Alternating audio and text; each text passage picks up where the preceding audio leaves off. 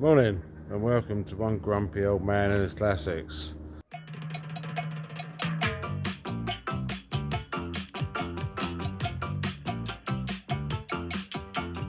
All my friends know the low rider. The low rider is a little higher. Today's the day. She's ready for the recovery truck to bring her back to Grumpy's workshop. What's the thing that is, eh?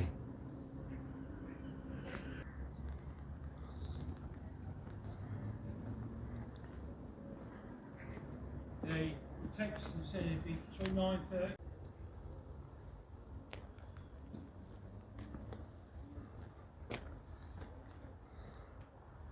When we get this back to Grumpy HQ, we'll have a good look round it. All the stuff in these bags in the back of this pickup is all sorts of bits and bobs, engine brackets, carburetors, all sorts of stuff that needs to go back on the car.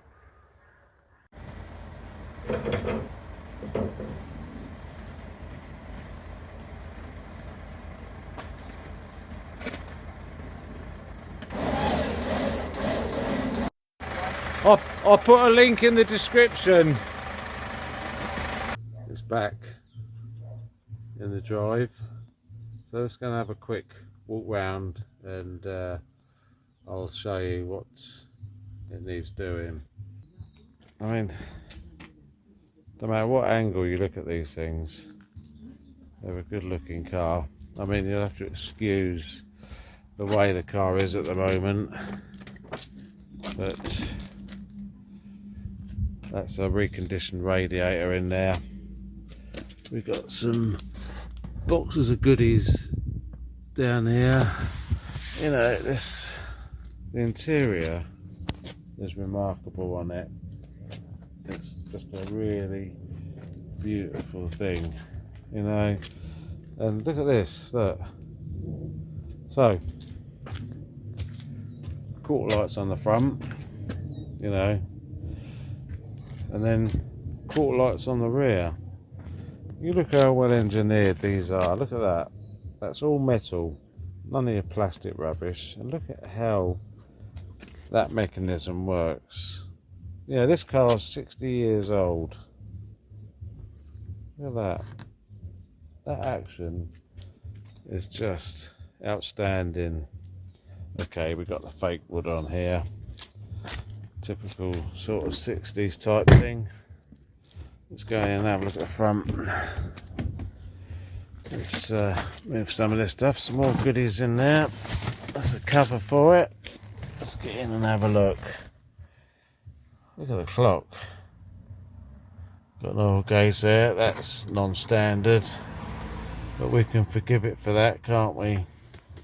And then you've got the strip speedo. Sorry about the sunlight there. You can't really do much about that at the moment.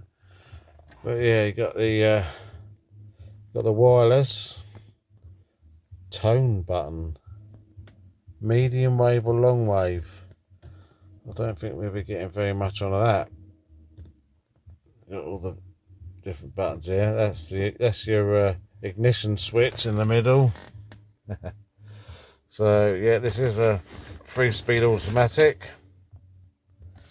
It's in neutral at the moment. I suppose I should just put it in park.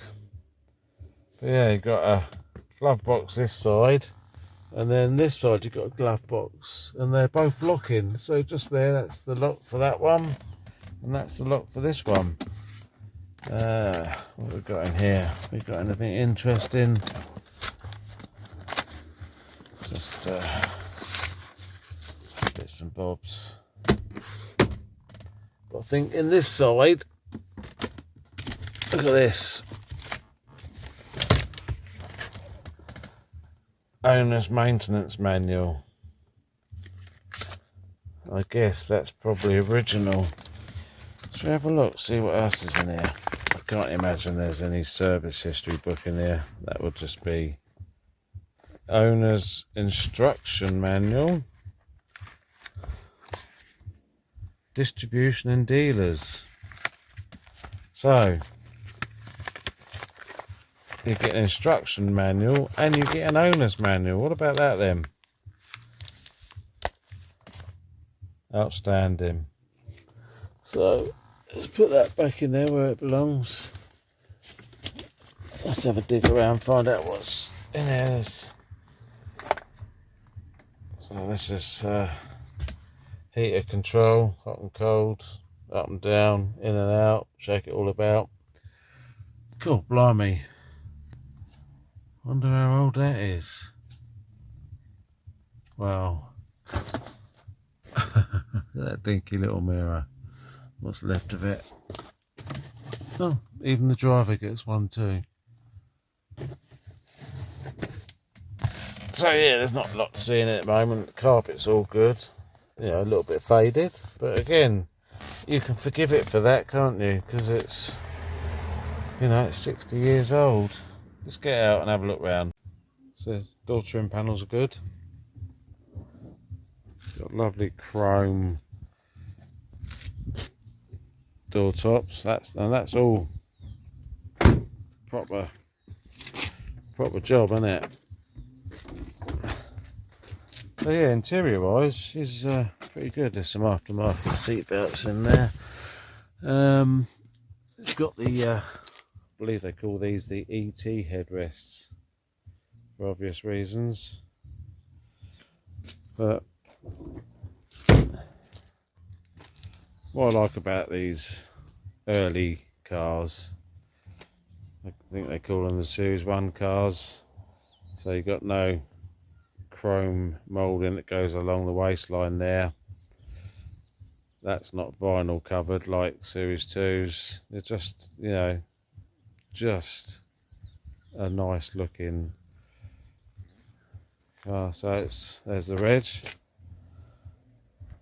Let's have a look in the boot.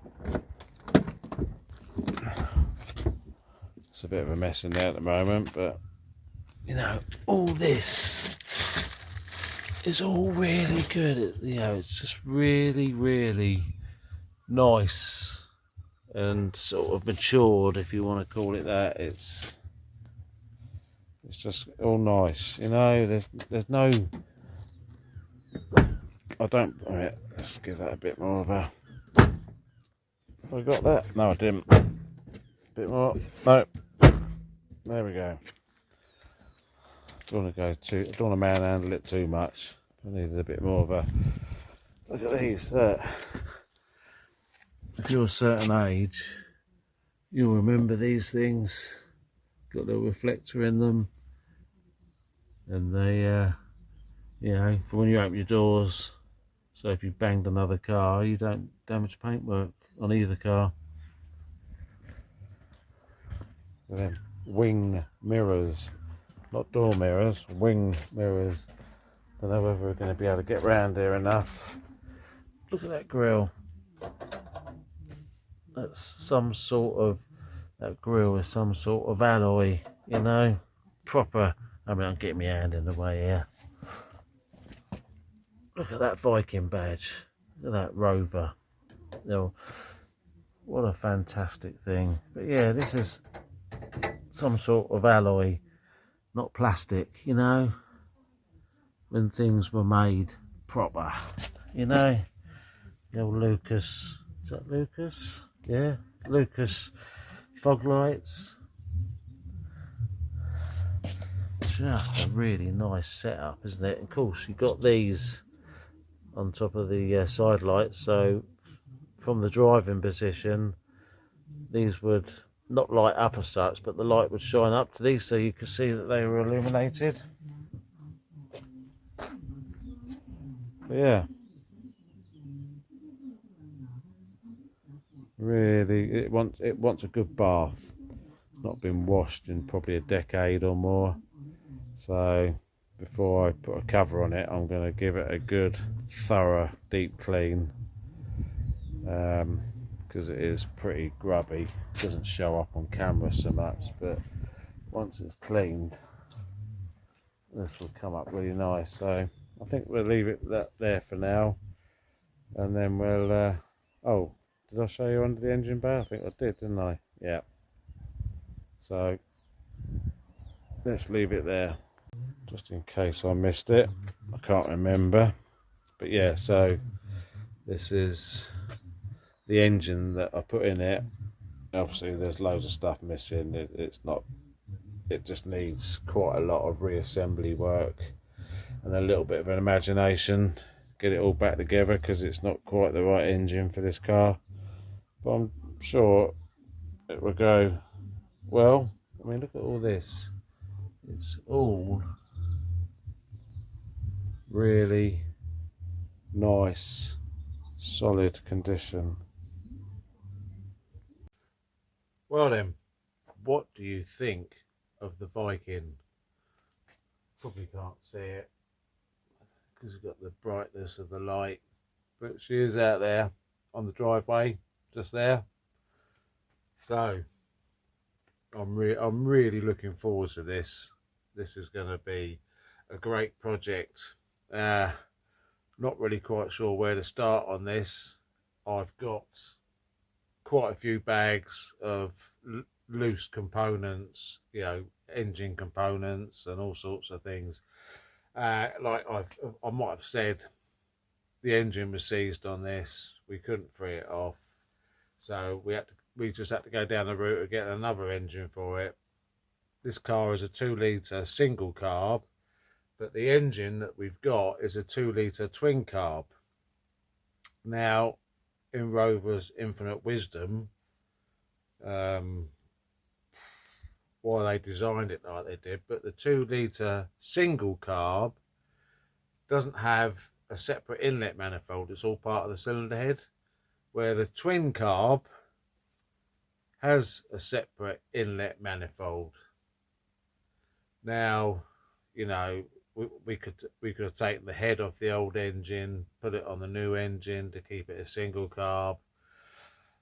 I don't know what's the best scenario really. So I've decided, or not me, but me and the guy that owns it, my friend Dick, we've decided between us we'll make it a twin carb engine car, but then that comes with its not difficulties, but throttle linkage, choke, those types of things are all slightly different, because like the throttle linkage is not on a cable, it's on rods. How that's going to marry up with the twin carbs, I don't know. So, and of course the engine that we've put in it is an unknown quantity. We bought it in good faith, it turned over, so yeah, we just had to take a chance really. I mean, it was cheap enough. So we're gonna I'm just gonna reassemble, put the exhaust manifold on, water pump, pulleys, all that sort of stuff. It all needs, I wouldn't say re-engineering, but there's going to be some little differences, so it's going to be a bit of ingenuity there, I think.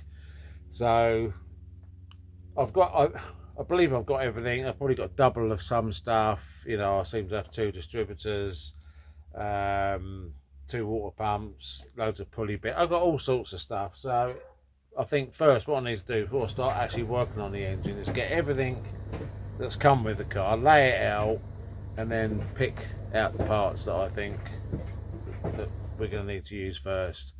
There is some new service parts, new leads, caps, and rotor arm. There's all new sorts of stuff that's going with it. So anyway, so the main focus is going to be, let's get this engine reassembled. I'm not going to put the radiator in or the hose on. I just want to get it reassembled in a position where we can try and let's see if it starts.